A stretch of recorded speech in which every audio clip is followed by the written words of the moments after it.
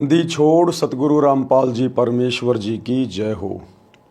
परमपिता परमात्मा सारी सृष्टि के रचनहार, कुल मालिक, असंख्य ब्रह्मांडों के स्वामी, जगत गुरु, तीनों लोकों में प्रवेश करके सबका भरण पोषण करने वाले राजाधिराज, आत्माधार, नाथों के नाथ, देवों के देव महादेव, सर्वेश्वर महेश्वर, मृत्युंजय, अजरो अमर, आदि अनादि सनातनी प्रभु, जगत पिता जगदीश्वर, श्री श्री 1008 की उपाधि के वास्तविक अधिकारी, अकाल मूरत सौद स्वरूपी राम वासुदेव, सर्वगतम ब्रह्म, परम पूज्य, प्रथम पूज्य, परम संत, परम पुरुष, परम धनी, परम दयालु, सत्य कबीर, हक्का कबीर, अल्लाहु कबीर, अल्लाहु अकबर, बाखबर, अल्लाह ताला, जगत के तारणहार, जगत के मुक्तिदाता, जगत के जगन्नाथ, हारे के सहारे, हिंदुओं के राम, मुसलमानों के अल्लाह, सिखों के वाहिगुरु, ईसाइयों के मसीह, दया के सागर दयानिधि, करुणा के सागर करुणानिधि, स्वयंभू परिभू, संकट मोचन, कष्ट हरण, मंगल करण, दुख भंजन, अविगत कबीर, निर्विकार निर्विषम परमात्मा,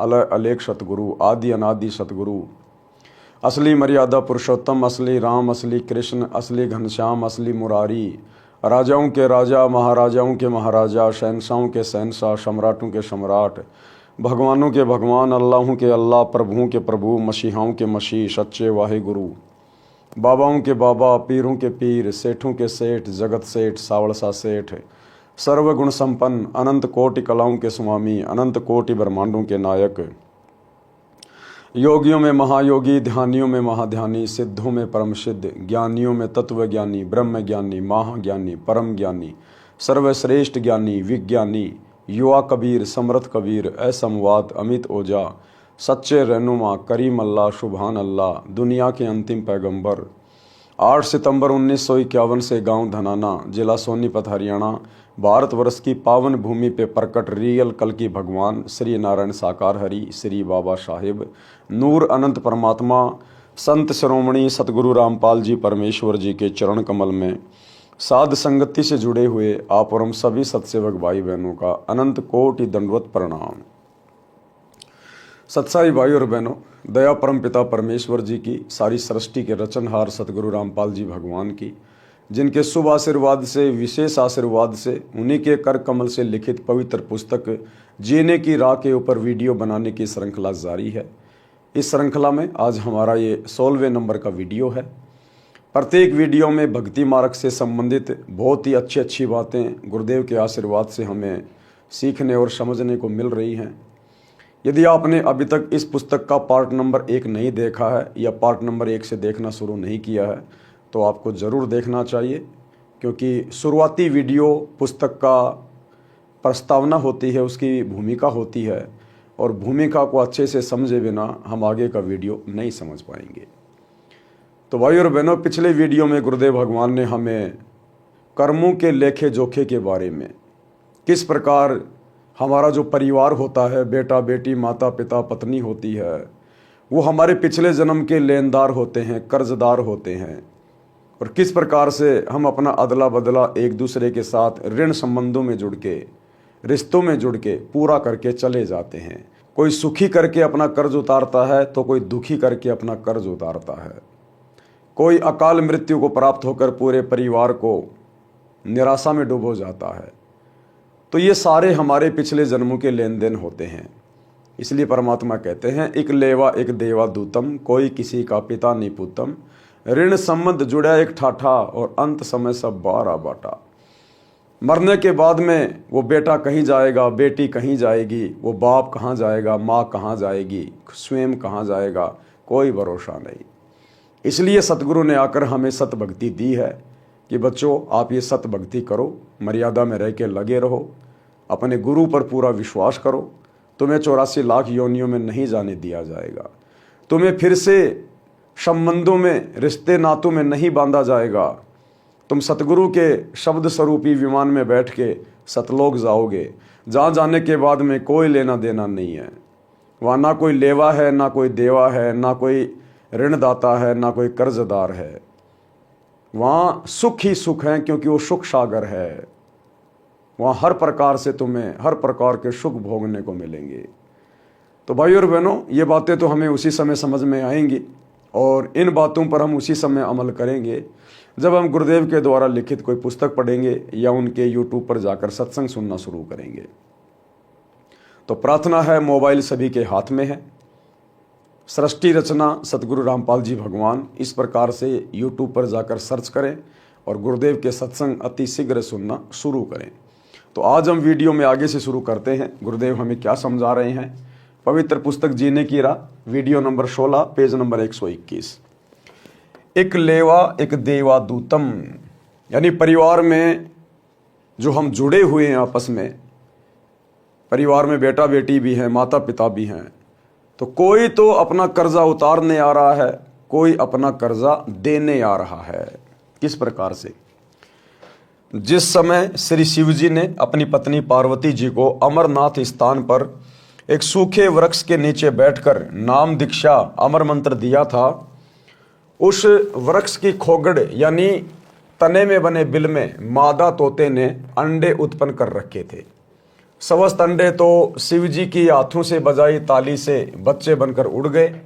उनमें एक अंडा गंदा यानी अस्वस्थ था, उसका जीव उसके अंदर था, यानी आत्मा उसी से चिपकी हुई थी।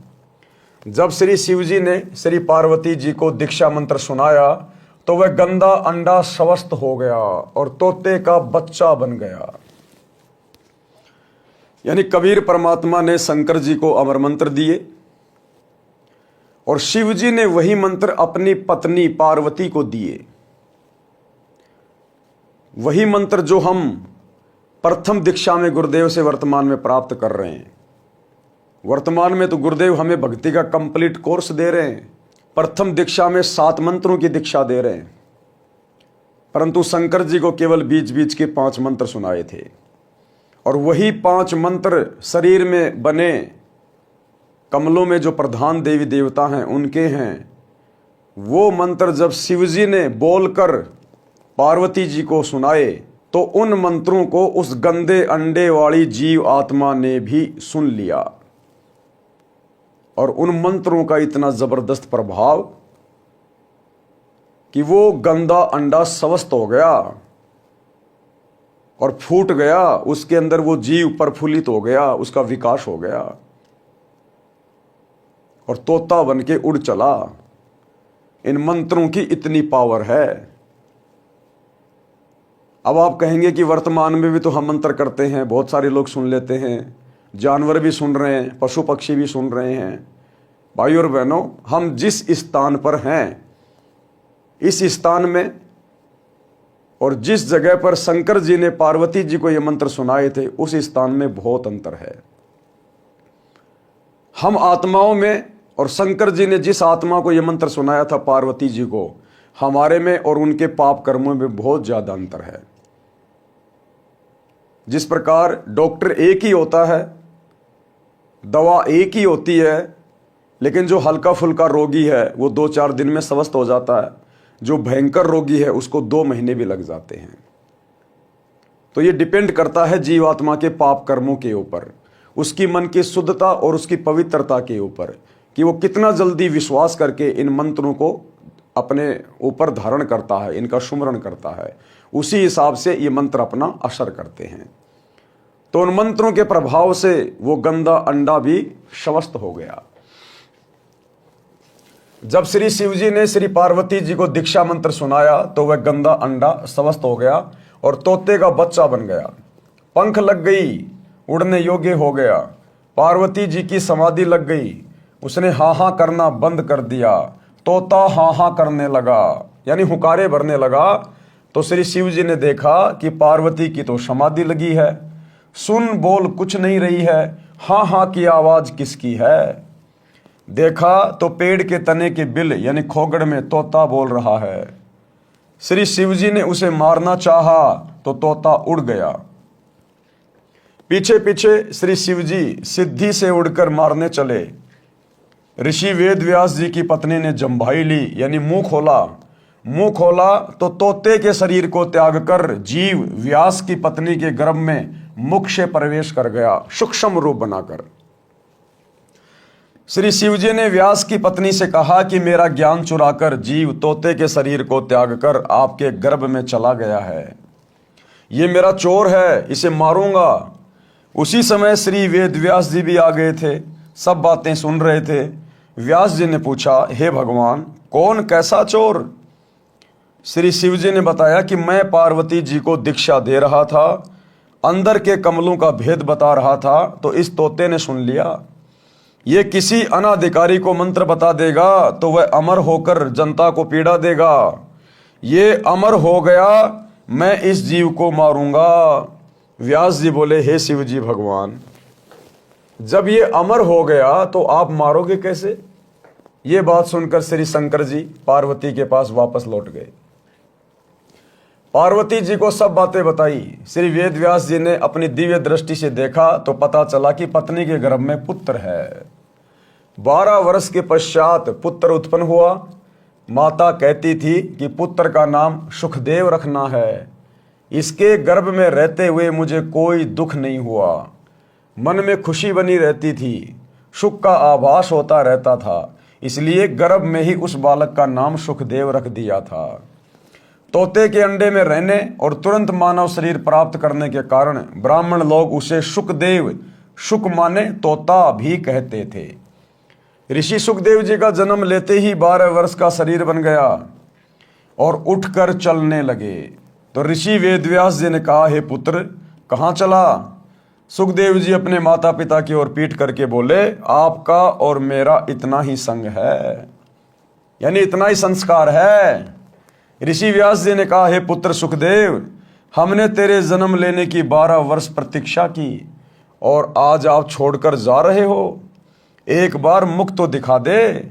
सुखदेव ऋषि बोले, हे ऋषि जी, बहुत बार आप मेरे पिता बने, अनेकों बार मैं आपका पिता बना। यानी पिछले वीडियो में गुरुदेव ने हमें रिश्ते नातों की जिस कदर व्याख्या करके बताई, उसी संदर्भ में परमात्मा हमें आज ये दूसरी कथा सुना रहे हैं कि वास्तव में बेटा बेटी की क्या स्थिति होती है, ये माता पिता कौन होते हैं, भाई बंधु रिश्तेदार हमसे क्यों जुड़ते हैं, ये हमारे पिछले जन्मों के ऋणी होते हैं। उन्हीं ऋणों के कारण अगले जन्मों में हम, जब कभी ये मनुष्य शरीर प्राप्त होता है, हम रिश्तों में जुड़ जाते हैं। तो सुखदेव ने, जो कि मां के गर्भ में सब कुछ देख रहा था, सब कुछ जान रहा था, और वो बाहर भी केवल इसी शर्त पे आया था, ब्रह्मा विष्णु महेश को कह दिया था कि आप अपनी इस माया को रोको, उसके बाद मैं गर्भ से बाहर आऊंगा, अन्यथा गर्भ से बाहर आते ही जो मुझे गर्भ में याद होता है वो सब जीव बाहर भूल जाता है। तो मजबूरी हो गई ब्रह्मा विष्णु महेश की, और उन्होंने भैंस के सींग पर जितनी देर राई का बीज रह सकता है, यानी इम्पॉसिबल, रखते नीचे गिरेगा, इतनी देर उन्होंने अपनी वो त्रिगुण माया रोकी। उसी समय सुखदेव अपनी सिद्धि शक्ति से बाहर आ गया। सुखदेव ने तो क्या बाहर आना था, परमात्मा ने इस कलयुग की पिछली पीढ़ी में आप और हम भक्तों को विश्वास दिलाने के लिए कि मां के गर्भ में क्या होता है, किस प्रकार से फिर बाहर आते तीनों गुणों का प्रभाव हो जाता है, ये सारे एग्जाम्पल सतगुरु रामपाल जी भगवान ने हम पिछली पीढ़ी वाली आत्माओं को दृढ़ करने के लिए कोड किए हैं। ये ब्रह्मा विष्णु महेश की औकात नहीं है माया को रोकने की। ये तो बेचारे मैनेजर हैं, जैसा इनको काल आदेशित कर रहा है वैसा ये कर रहे हैं, काल को परमात्मा आदेशित कर रहा है। तो अंतिम शक्ति परमात्मा है, कबीर देव सतगुरु रामपाल जी भगवान, सारा खेल परमात्मा ही खेलते हैं। तो ब्रह्मा विष्णु महेश की बस की बात नहीं थी उस माया को रोकना। वो बेचारे अपनी माया तो नहीं रोक सकते। शंकर जी काम वासना में इतने ज्यादा व्याकुल हो गए और मोहिनी के पीछे पीछे बदनीयत से उसके पीछे चल पड़े और आगे चलकर उसका हाथ पकड़ लिया सेक्स के लिए। उसी समय उनका वीर्यपात हो गया। ये बेचारे अपनी माया तो नहीं रोक सकते, ये भला ये संसार की माया को कैसे रोक देंगे? तो रोकने वाले परमपिता परमेश्वर कबीर देव सतगुरु रामपाल जी भगवान हैं। आप और हमें इस भक्ति मार्ग पर वर्तमान समय में दृढ़ करने के लिए, क्योंकि मालिक को पता है ये काल का भयंकर जाल है, अंत समय में ये जीव आत्मा अपने परिवार को देखकर कहीं व्याकुल ना हो जाए, कहीं अपने पोता पोती को देखकर कि इतने साल मैं इनके साथ में रहा, मैं जिया, आज मैं जा रहा हूं, उस परिवार की मोह ममता में अपना पैर ना फंसा ले। तो सुखदेव की कथा के माध्यम से कि किस प्रकार से जीव आत्माएं आपस में ऋण संबंध में बंधती है, तो हमें वो गर्व वाली बातें गुरुदेव इन कथाओं के माध्यम से याद दिला रहे हैं कि यहाँ कोई किसी का बेटा नहीं, कोई किसी की बेटी नहीं। अरे तेरे घर में जन्म लेने से पहले वो कहाँ था, तेरे को पता है क्या? फिर काहे का तू ठेकेदार बन रहा है? और कब वो तुझे छोड़ के चला जाएगा, और चला जाएगा तो कहाँ जाएगा? तेरा है तो उसको पकड़ के रखना, क्यों मरने दे रहा है? तो गुरुदेव हमें हकीकत बता रहे हैं कि यहां हर जीव अपना कर्म भोगता है। ना जाने कितने हमारे बेटा बेटी बन चुके हैं, आज हमारे में जो गधे कुत्ते सुअर बन के घूम रहे हैं, वो हमारे दादा दादी नाना नानी हमारे बेटा बेटी वही हैं जो पिछले जन्मों में हमारे बेटा बेटी थे, हम उनके माता पिता थे, वो वही घूम रहे हैं। उनके प्रति तो कोई प्रेम नहीं है, कोई प्यार नहीं है कि मेरा बेटा कुत्ता बन गया, कुतिया बन गई। कोई बता दे कि पिछले जन्म में ये तेरा बेटा था, तो भी उस कुत्ते में अपनापन नहीं आएगा नजर। तो ये काल की भयंकर माया है। वर्तमान जो रिश्ते नाते होते हैं वो केवल उन्हीं में उलझा के रखता है। तो सुखदेव की कथा के माध्यम से गुरुदेव हमारी आंखें खोलना चाह रहे हैं कि बच्चों, ये रिश्ते नातों की हकीकत है जो तुम्हें बताई जा रही है। अब वो तोते की आत्मा, तोते के शरीर में था वो ऋषि सुखदेव, और जैसे ही वेदव्यास की पत्नी ने जम्भाई ली, मुंह फाड़ा, उसी समय तोते का शरीर छोड़कर सूक्ष्म रूप बनाकर और उसकी पत्नी के गर्भ में चला गया। तो इसी प्रकार हमारे परिवार में जो बेटा बेटी आ रहे हैं, पोता पोती आ रहे हैं, ये ना जाने कोई गधे की योनि से आ रहा है, कोई कुत्ते की योनि से आ रहा है, पोते आ रहे हैं, ये ना जाने कोई गधे की योनि से आ रहा है, कोई कुत्ते की योनि से आ रहा है, हो सकता है कोई इंसान की योनि से आ रहा हो। मरने के बाद अगर ये सतभक्ति नहीं की सतगुरु रामपाल जी भगवान की, तो मरने के बाद कोई गधा बनेगा, कोई कुत्ता बनेगा, कोई शुअर बनेगा। तो ये जीवात्मा जब से हम सतलोक से आए हैं इस काल के साथ में, तब से हम अपना इसी प्रकार से कर्म भोग रहे हैं। तो गुरुदेव के कहने का मतलब है कि बच्चों, तुम इन रिश्ते नातों में मत भटकना, मत घूमना। ये मेरी आत्मा है और मैंने देखना है किसको कब पार करना है, किसको किसके गर्भ में भेजना है, किसको किसका बेटा बनाना है, किसको किसकी माँ बनाना है, किसका बाप बनाना है। ये तुम्हारा काम नहीं है। तुम अपनी जिम्मेदारियों तक सीमित रहो, बाकी समय, बाकी ध्यान केवल अपनी भक्ति में लगाओ। सुखदेव ऋषि बोले, हे ऋषि जी, बहुत बार आप मेरे पिता बने, अनेकों बार मैं आपका पिता बना। ये तो बड़ा बखेड़ा यानी झंझट है। मैं भक्ति करके जन्म मरण से मुक्ति करवाऊंगा। मैं आपकी ओर मुख इसलिए नहीं कर रहा हूं कि कहीं मेरा आप में मोह ना हो जाए। और ये मोह कटता है केवल गुरुदेव के तत्व ज्ञान से, गुरुदेव के आशीर्वाद से। गुरुदेव ने हमें जो भक्ति दी है, इस भक्ति की शक्ति से ना देखने से मोह नहीं कटेगा। चलो, सुखदेव ने आंखों से तो नहीं देखा, लेकिन उस मन को कैसे मारेगा जो बार बार ये कहता है कि वो तेरा बाप था, वो तेरा बाप है, वो तेरी माँ थी, वो तेरी माँ है। रह रहकर याद तो आएगी, तो मन को कैसे मारेगा? मन मरेगा सतगुरु के ज्ञान से, सतगुरु के आशीर्वाद से। ये कहकर संत गरीबदास जी ने वाणी द्वारा बताया है कि एक लेवा एक देवा दूतम, कोई किसी का पिता न पूतम। ऋण संबंध जुड़ा एक ठाठा, अंत समय सब बारा बाटा। और मरने के बाद में वो बेटा कहीं गया, बाप कहीं गया, दादा दादी कहाँ गए, किसी को कोई लेना देना नहीं। 2 4 5 दिन रो लिए, 12 13 करके फिर अपने जीवन में मस्त हो गए। भावार्थ, सुखदेव जी ने कहा कि जो परिवार के सदस्य बेटा बेटी आदि आदि नातों में हैं, वे सब पूर्व जन्मों का ऋण लेने या देने के लिए जुड़े हैं। वास्तव में कोई किसी का पिता पुत्र नहीं है। मृत्यु के उपरांत सब अपने अपने संस्कारवश भिन्न भिन्न स्थानों पर जाकर अन्य शरीर धारण कर लेते हैं। इसलिए कोई किसी का पिता पुत्र नहीं है। हम लोग कहावत सुनते थे कि महाभारत के युद्ध में चक्रव्यूह में जब अभिमन्यु मारा गया, तो श्री कृष्ण जी उसको जीवित नहीं कर पाए। अपने भाणजे को श्री कृष्ण जी जीवित नहीं कर पाए। अर्जुन बड़ा व्याकुल हो गया और एक दिन श्री कृष्ण जी से बोला कि हे केशव, मुझे मेरे पुत्र के दर्शन करवाओ, मैं उसके वियोग में बड़ा व्याकुल हूं, मुझे बहुत ज्यादा ये पुत्र मोह सता रहा है। तो श्री कृष्ण जी लेके गए अर्जुन को ऊपर, जहां पर उसका बेटा बैठा हुआ था स्वर्ग में। थोड़े बहुत समय के लिए जो उसने कोई अच्छे दान पुण्य किए थे, कोई भक्ति की थी, कोई शुभ कर्म किए थे, उनके प्रतिफल में वो स्वर्ग में बैठा हुआ था, अपने यार दोस्तों के साथ में ताश पत्ते खेल रहा था, शतरंज खेल रहा था। अब वो आत्मा तो वहां से शरीर छोड़ गई, उसने तो दूसरा जन्म वहां पा लिया, उसको तो दूसरे माता पिता मिल गए, उसको तो कुछ भी याद नहीं है। अब श्री कृष्ण जी जब अर्जुन को लेकर गए, अब वहां जाते ही अर्जुन तो अपने बेटे को पहचान गया, गले लग गया, हाय मेरा बेटा, हाय मेरा अभिमन्यु, तू कैसा है बेटा, मैं तेरे वियोग में व्याकुल हो रहा हूं, क्या तुझे मेरी याद नहीं आती? वो अभिमन्यु उसके मुंह की ओर देख रहा है और बोला, भाई साहब कौन हो आप, क्यों जबरदस्ती मेरे सिर पड़ रहे हो, कौन किसका बेटा? बोला, ना जाने तू कितनी बार मेरा बाप बन लिया, मैं कितनी बार तेरा बाप बन लिया, ये वहां का रिश्ता वहीं तक सीमित था, मुझे तो याद भी नहीं है तो कौन अर्जुन है, मैं कैसे मरा था, कैसे क्या हो गया।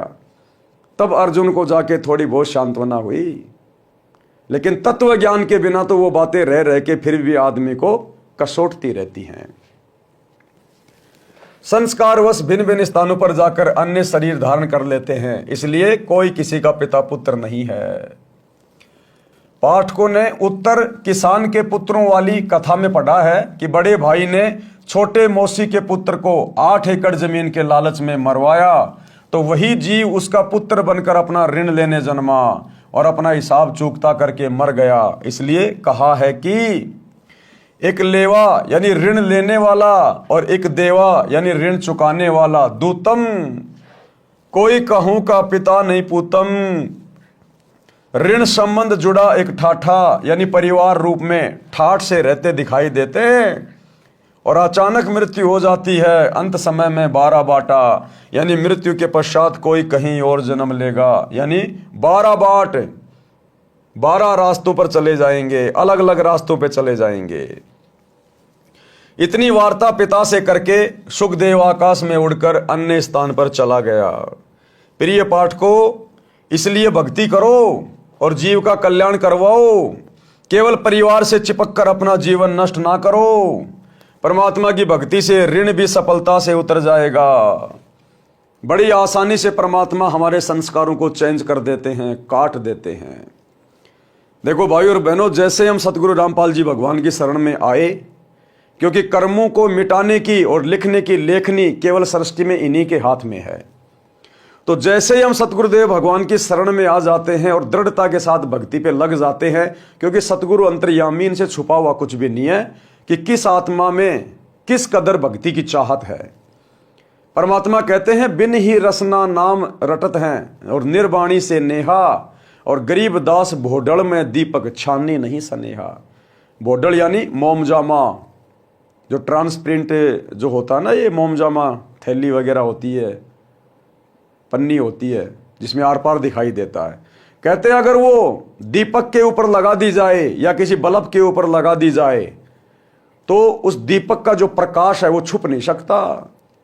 इसी प्रकार सतगुरु रामपाल जी भगवान, ये परमेश्वर, कौन आत्मा क्या है, किस कदर भक्ति कर रही है, मोक्ष की अधिकारी है या नहीं है, कब तक भक्ति करेगा, कब भक्ति छोड़ के जाएगा, परमात्मा से कुछ भी छुपा हुआ नहीं है। उसी आधार से गुरुदेव भगवान हमें राहत देते हैं। तो मालिक को पता है इन सब बातों का, इसलिए गुरुदेव भगवान हमें कह रहे हैं कि बच्चों भक्ति पे ध्यान दो, इन रिश्ते नातों के चक्करों में ना पड़ो। जैसे ही हम गुरुदेव से दीक्षा लेते हैं, परमात्मा हमारा भक्ति भाव देखकर हमारे पिछले सारे संस्कारों को काट देता है और आगे से हमें ज्ञान ऐसा दे देगा, हम नया संस्कार जोड़ेंगे नहीं। अब हम अपने बच्चों की शादी करेंगे तो रमेणी से करेंगे, अपने भगत भाइयों में करेंगे, 1 रुपए का लेन देन नहीं करेंगे, सोना चांदी परंपरा रिवाज, घोड़े बैंड बाजे डीजे बाराती कुछ नहीं करेंगे। सिंपल कपड़े में हमारी बेटी हमारी बहन जाएगी या दूसरे के घर से आएगी, एक चम्मच भी लेके नहीं आएगी, 2 जोड़ी कपड़े अपने ले आएगी पहनने वाले, नहीं तो उनकी भी आवश्यकता नहीं है। तो हमारा कोई ऋण संबंध चढ़ेगा ही नहीं, कोई बढ़ेगा ही नहीं। हमारा ऋण तो उस समय बढ़ेगा जब हम अपनी बेटी को, अपनी बहन को घर से विदा करते समय दुनिया भर का सोना चांदी दे देंगे, महंगे महंगे उसको कपड़े लाके दे देंगे, शादी का जोड़ा लाके देंगे, हैं, दुनिया भर का दहेज दे देंगे, दामाद को घड़ी लाके देंगे, सोने की चैन, सोने की अंगूठी लाके देंगे, मोटरसाइकिल देंगे, बड़ी बड़ी गाड़ी देंगे, तो हमारा ऋण संबंध फिर से जुड़ जाएगा, हम फिर से लेन देन के चक्कर में पड़ जाएंगे। तो वो काम अब गुरुदेव से ये ज्ञान लेने के बाद हम करेंगे नहीं, तो हमारे आगे फिर ऋण संबंध बनेंगे नहीं। ऋण संबंध नहीं बनेंगे तो हम काल की तरफ से मुक्त हो जाएंगे, और मुक्त हो गए तो हमारा मोक्ष हो जाएगा, और पिछले संस्कार गुरुदेव हमारे भस्म कर देगा। लेखनी इनके हाथ में है। तो इस प्रकार से भाइयों और बहनों हमारा यहां से पीछा छूटेगा। इसलिए गुरुदेव का यही प्रयास है कि हम किसी भी प्रकार के ऋण संबंधों में ना बंधे, ना जुड़ें, फालतू में किसी के साथ लेन देन ना करें, किसी की चोरी ठगी ना करें, रिश्वत ना लें, किसी की औरत पर या किसी के धन पर गंदी नीयत ना रखें, अन्यथा फिर से हमारे संस्कार जुड़ने शुरू हो जाएंगे। तो क्या कह रहे हैं गुरुदेव? इसलिए भक्ति करो और जीव का कल्याण करवाओ, केवल परिवार से चिपक कर अपना जीवन नष्ट ना करो। परमात्मा की भक्ति से ऋण भी सफलता से उतर जाएगा। कथनी और करनी में अंतर घातक है, ये बहुत इंपॉर्टेंट बात है। करनी तज कथनी कथय, अज्ञानी दिन रात, कुत्ते जो भोगत फिरे, सुनी सुनाई बात है। गुरुदेव कह रहे हैं अब तुम भगत बन गए, अब तुम्हारे ऊपर परमात्मा का विधान लागू हो गया, अब तुम भक्तों की करनी और कथनी एक होनी चाहिए। अगर अंतर पाया गया तो धर्मराज के हत्थे चढ़ जाओगे। क्या कह रहे हैं परमात्मा? एक कथा के माध्यम से। एक व्यक्ति प्रसिद्ध कथावाचक था तथा प्रतिदिन रामायण का पाठ भी करता था। एक दिन किसी कार्यवश पाठी जी को शहर जाना पड़ा। उसके साथ उसका साथी भी था। गांव से 3 किलोमीटर दूर रेल का स्टेशन था। सुबह 5 बजे गाड़ी पर चढ़ना था, इसलिए स्नान करके स्टेशन पर पहुंच गए। विचार किया कि पाठ गाड़ी में कर लूंगा। गाड़ी में चढ़ गए। जिस डिब्बे में वे दोनों चढ़े वह भरा था, कोई सीट खाली नहीं थी। कुछ व्यक्ति खड़े थे। गाड़ी चल पड़ी। कुछ देर पश्चात उस पाठी ने सीट पर बैठे 2 व्यक्तियों से कहा कि भाई साहब, कृपया मुझे सीट दे दें, मैंने रामायण का पाठ करना है। आज गाड़ी पकड़ने की शीघ्रता के कारण घर पर नहीं कर सका। सज्जन पुरुषों ने पूरी सीट ही खाली कर दी। वे खड़े हो गए और बोले, हे पंडित जी, हमारा अहोभाग्य है कि आज हमको भी पवित्र ग्रंथ रामायण जी का अमृत ज्ञान सुनने को मिलेगा। पंडित जी ने पाठ ऊंचे स्वर में बोलना शुरू किया। प्रसंग था, भरत ने अपने बड़े भाई के अधिकार वाले राज्य को स्वीकार नहीं किया। जब तक श्री रामचंद्र जी वनवास पूर्ण करके नहीं आए, तब तक राजगद्दी पर अपने भाई रामचंद्र की जूती रखी और स्वयं पृथ्वी पर बैठा और नौकर बनकर राज का संभाला। जब भाई रामचंद्र अयोध्या लौटे तो उनको राज्य लौटा दिया। भाई हो तो ऐसा। पंडित जी क्या बोले? भाई हो तो ऐसा। पाठ संपूर्ण होने पर सबने कहा कि वाह पंडित जी, वाह, कमाल कर दिया। एक व्यक्ति उसी डिब्बे में ऐसा बैठा था जिसने अपने पिताजी की बरसी पर 1 दिन का पाठ करना था। कोई पाठी नहीं मिल रहा था। बरसी अगले दिन ही थी। उसने पंडित जी से कहा कि हे गुरुजी, कल मेरे पिताजी की बरसी के उपलक्ष्य में पाठ कर दो। पंडित जी बोले कि कल नहीं कर सकता।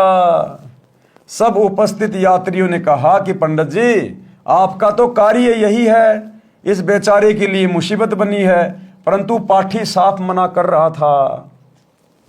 सबने पूछा कि ऐसा क्या आवश्यक कार्य है जो आप कल पाठ को मना कर रहे हो? पंडित जी बात को टाले, बस वैसे ही, हकीकत नहीं बता रहा पंडित जी। उसका साथी, उस पंडित जी का साथी जो उसका गवाह बन के उसके साथ में जा रहा था, उसका साथी बोला कि मैं सच्चाई बताऊं, ये कल क्यों पाठ नहीं कर सकता? इसने अपने बड़े भाई पर 50 गज की कुर्डी के गड्ढे पर, कुर्डी क्या होती है? जहां पर गाय भैंस का गोबर डाला जाता है, छोटी सी जगह होती है वो। तो वो साथी क्या बोला? इसने अपने भाई पर 50 गज की कुर्डी के गड्ढे पर मुकदमा कर रखा है। मैं इसका गवाह हूं, कल की तारीख है।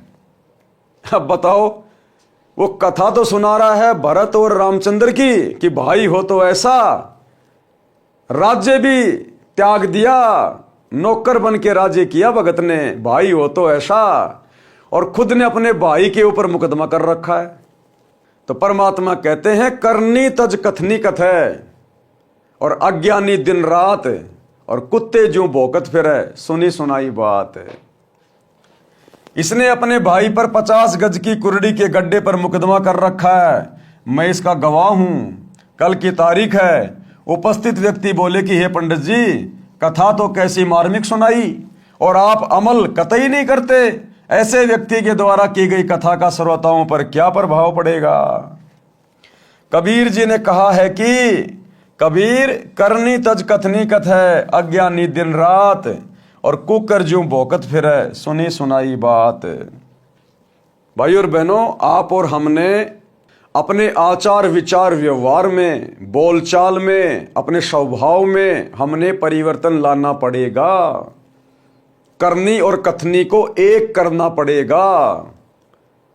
यानी जो भक्ति हमें गुरुदेव भगवान ने दी है, जो ज्ञान हमें गुरुदेव ने दिया है, हमने उस ज्ञान के ऊपर अमल करना पड़ेगा। गुरुदेव की शिक्षाओं पर चलना पड़ेगा, मर्यादाओं में रह के भक्ति करनी पड़ेगी।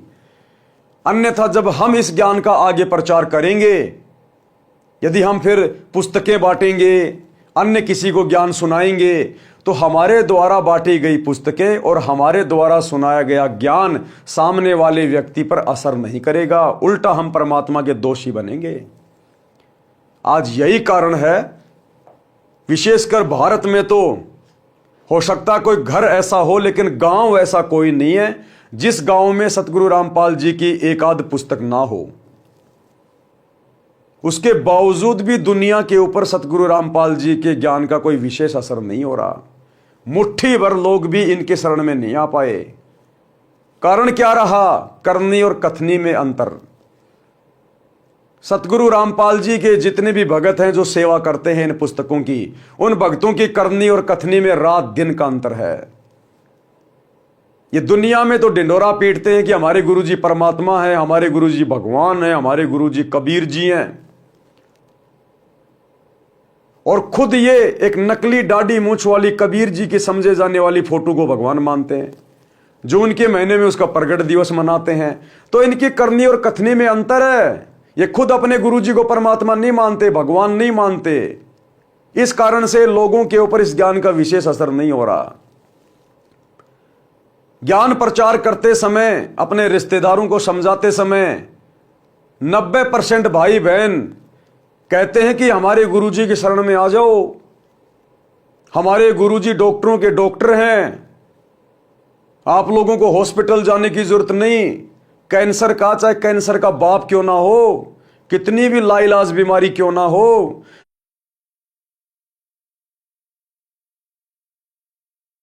परमात्मा नहीं मानते, भगवान नहीं मानते। इस कारण से लोगों के ऊपर इस ज्ञान का विशेष असर नहीं हो रहा। ज्ञान प्रचार करते समय, अपने रिश्तेदारों को समझाते समय 90% भाई बहन कहते हैं कि हमारे गुरुजी की शरण में आ जाओ, हमारे गुरुजी डॉक्टरों के डॉक्टर हैं, आप लोगों को हॉस्पिटल जाने की जरूरत नहीं। कैंसर का, चाहे कैंसर का बाप क्यों ना हो, कितनी भी लाइलाज बीमारी क्यों ना हो, हमारे गुरुजी से नाम ले लो, उपदेश ले लो, तुम्हारी बीमारी समाप्त हो जाएगी। तो दुनिया में तो ये लोग दावा करते हैं कि हमारे गुरुजी के शरण में आने से बीमारी ठीक हो जाएगी, और खुद ये इन सतलोक आश्रमों में हॉस्पिटल बना रहे हैं। इसलिए इनकी करनी और कथनी में अंतर है। इसलिए इस ज्ञान का इतना असर दुनिया पे नहीं हो रहा। ये खुद तो प्रचार प्रसार करते हैं कि देखो हमारे गुरुजी का राम रहीम की तरह किसी भी राजनेता से कोई संपर्क नहीं है, हमारे गुरुजी के आश्रम में कोई राजनेता नहीं आते थे, हमारे गुरुजी अपने भक्तों से वोट नहीं डलवाते थे, कोई भी हमारे गुरुजी के साथ किसी सरपंच की भी देके फोटो दिखा दो, हमारे गुरुजी का और राजनीति का तो 36 का आंकड़ा है। और खुद गुरुजी के जेल जाने के बाद ये राजनीतिक पार्टियों की गोद में जा बैठे। 2019 में कांग्रेस का सपोर्ट कर दिया, 2024 में बीजेपी का सपोर्ट कर दिया, नरेंद्र मोदी की रैलियों में धक्के खा रहे हैं। तो इनकी करनी और कथनी में अंतर है।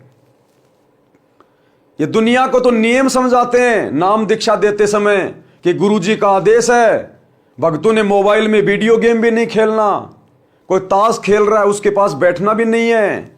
ये खेल हमारा समय और समाज से बर्बाद करते हैं। और खुद इन्होंने धनाना गांव के लड़कों के लिए 1 करोड़ रुपए में बैडमिंटन का स्टेडियम बना दिया। तो इनकी करनी और कथनी में अंतर है, इसलिए दुनिया पे असर नहीं हो रहा। ये दुनिया को तो समझ आते हैं जीव हमारी जाति है, मानव धर्म हमारा, हिंदू मुस्लिम सिख ईसाई धर्म कोई नहीं न्यारा, कि हम सब एक ही परमात्मा के बच्चे हैं। ये धर्म तो इस काल ने बना दिए, हमने धर्म के चक्कर में नहीं पड़ना चाहिए। हिंदू भी अपने भाई, मुसलमान भी अपने भाई। और बांग्लादेश के मुसलमानों के खिलाफ मध्य प्रदेश में विश्व हिंदू परिषद और बजरंग दल के साथ में मिलकर रैलियां निकाल रहे हैं। तो इनकी करनी और कथनी में अंतर, इसलिए दुनिया वालों पर इस ज्ञान का विशेष असर नहीं हो रहा। खुद तो कहते हैं कि हमें भक्ति करनी चाहिए, मानव जन्म दुर्लभ है, मिले न बारंबार, जैसे पेड़ से पत्ता टूट गिरे बहुर न लगता डार। और हमारे गुरुजी कहते हैं कि कहता हूं कहीं जात हूं, कहूं बजाकर ढोल, श्वास जो खाली जात है 3 लोक का मोल। और हमारे गुरुजी कहते हैं कि दुनिया से ती दोस्ती, पड़े भजन में भंग, एक का एक की राम से या साधु के संग। कि हमने फालतू में जगत वालों के साथ नहीं बैठना चाहिए, फालतू में कोई हंसी मजाक नहीं करना चाहिए, हमें संसार से कोई लेना देना नहीं है। और खुद ये आनंदपाल जैसे गैंगस्टरों की सीबीआई जांच के समर्थन में राजपूत करनी सेना की रैलियों में जाके बैठते हैं, हरियाणा के जाट आरक्षण में जाके बैठ जाते हैं महीने महीने भर। तो इनकी करनी और कथनी में अंतर है, इसलिए दुनिया पे इस ज्ञान का विशेष असर नहीं हो रहा।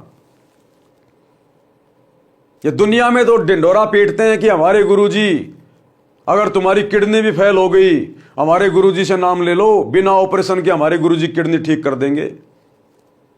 और खुद ये इन आश्रमों में कैंप लगा लगा के अपने दांतों को चेक करवा रहे हैं, आंखों को चेक करवा रहे हैं, ब्लड डोनेशन के कैंप लगा रहे हैं, किडनियां दान कर रहे हैं। तो इनकी करनी और कथनी में रात दिन का अंतर है, जिस कारण से सतगुरु का अनमोल ज्ञान लोगों पे असर नहीं कर रहा। क्योंकि ये पुस्तकें बांटते समय ऐसे लोगों का हाथ लग जाता है, ये लोग माध्यम बन गए, निमित्त बन गए। तो निमित्त करता यदि मर्यादा में नहीं है, गुरु के वचन में नहीं है, गुरु को परमात्मा नहीं मानता है, गुरु की शिक्षाओं पे अमल नहीं कर रहा है, तो उस भगत के द्वारा बांटी गई पुस्तकें भी सामने वाले पर पूरा असर नहीं करेंगी। इसलिए भाई और बहनों, परमात्मा कह रहे हैं कि भक्ति मार्ग में आने के बाद बच्चों तुम्हारी करनी और कथनी एक हो जानी चाहिए, तब कहीं जाकर तुम्हारा भी आत्म कल्याण होगा और तुम्हारे शब्दों का किसी दूसरे के ऊपर असर पड़ेगा। गरीबदास जी ने भी कहा है, गरीब बीजक की बाता कहें बीजक नाई हाथ। शब्दार्थ, जो व्यक्ति कहते हैं ज्ञान की बातें, औरों को शिक्षा देते हैं कि किसी का बुरा मत करो, परंतु स्वयं गलती करते हैं, वे आध्यात्मिक गुरु उस कुत्ते के समान हैं जो व्यर्थ में भोगता रहता है। उसी प्रकार ये धर्मगुरु एक दूसरे से कथा सुनकर शिष्यों को सुनाते रहते हैं, स्वयं अमल नहीं करते। वाणी नंबर 2, वे अज्ञानी धर्मगुरु तत्व ज्ञान कहकर कोरे अज्ञान का प्रचार करते हैं, क्योंकि उनको तत्व ज्ञान का पता नहीं है। वे झूठे व्यक्ति पृथ्वी पर मानव के अनमोल जीवन का नाश करने के लिए जन्मे होते हैं। सत्संग से मिली भक्ति की राह। अब मनुष्य शरीर को, स्त्री या पुरुष के शरीर को सफल करने के लिए यदि हमें कोई रास्ता मिल सकता है, राह मिल सकता है, तो केवल सतगुरु के सत्संग से मिलेगा, सतगुरु के द्वारा लिखी गई पवित्र पुस्तकों से मिलेगा, सतगुरु के फॉलोवर जो सतगुरु की शिक्षाओं पे चलते हैं उनके संपर्क में आने से मिलेगा। तो किस प्रकार से सत्संग में आने से भक्ति की राह मिलती है। संत नित्यानंद जी का बचपन का नाम नंदलाल था। वे ब्राह्मण कुल में जन्मे थे। संत गरीबदास जी गांव छुड़ानी जिला झज्जर के कुछ समय समकालीन थे। संत गरीबदास जी का जीवन सन 1717-1778 तक रहा था। उस समय ब्राह्मणों का विशेष सम्मान किया जाता था, सर्वोच्च जाति मानी जाती थी, जिस कारण से गर्व का होना स्वाभाविक था। नंदलाल जी के माता पिता का देहांत हो गया था। उस समय वे 7-8 वर्ष के थे। आप जी के नाना जी नारनौल के नवाब के कार्यालय में उच्च पद पर विराजमान थे। आप जी का पालन पोषण नाना नानी जी ने किया। शिक्षा के उपरांत नाना ने अपने दोते नंदलाल को नारनौल में तहसीलदार लगवा दिया। एक तो जाति ब्राह्मण, दूसरे उस समय तहसीलदार का पद, जिस कारण से अहंकार का होना सामान्य बात है। तहसीलदार जी का विवाह भी नाना नानी ने कर दिया था। तहसीलदार जी के महल से थोड़ी दूर पर एक वैष्णव संत श्री गुमानी दास जी अपने किसी भगत के घर पर सत्संग कर रहे थे। वे श्री विष्णु जी के भगत थे। सभी संतजन अपने सत्संग में परमात्मा कबीर जी की अमृतवाणी का सहयोग अवश्य लेते हैं, क्योंकि कबीर परमेश्वर की वाणियों के बिना सत्संग अधूरे हैं। सत्संग में बताया गया कि मानव जीवन किस लिए प्राप्त होता है, परंतु सत्संग न सुनने के कारण सांसारिक उठापटक में अपना अनमोल मानव जीवन नष्ट कर जाता है। अज्ञान के कारण जीव धन पद तथा जाति का अभिमान करता है। भक्ति न करने वाला प्राणी अगले जन्म में गधे, कुत्ते, बैल आदि पशु पक्षियों के शरीर में कष्ट उठाता है। इसलिए अभिमान त्याग कर पूर्ण संत से, पूर्ण संत कौन? सतगुरु रामपाल जी परमेश्वर। एक समय में पृथ्वी पर एक ही पूर्ण संत होता है। इसलिए अभिमान त्याग कर पूर्ण संत से दीक्षा लेकर अपना कल्याण करवाना चाहिए, अन्यथा पर्वत से भारी कष्ट भोगना पड़ेगा। सत्संग की आवाज सुनकर तहसीलदार मकान की छत पर कुर्सी लेकर बैठ गया। पूरा सत्संग सुना। दीक्षा लेने की प्रबल प्रेरणा बन गई, परंतु जाति और पद का अहंकार परेशान कर रहा था कि मैं जाति से ब्राह्मण, पोस्ट मेरी तहसीलदार की, और यदि मैं नाम दीक्षा लेने जाऊंगा तो दुनिया क्या कहेगी। इस कारण से वो विचार करने लगा, ब्राह्मणों की कितनी इज्जत है, फिर मैं तहसीलदार हूं, सत्संग में सामान्य लोग जाते हैं, मुझे शर्म लगेगी, कैसे जाऊंगा आश्रम में।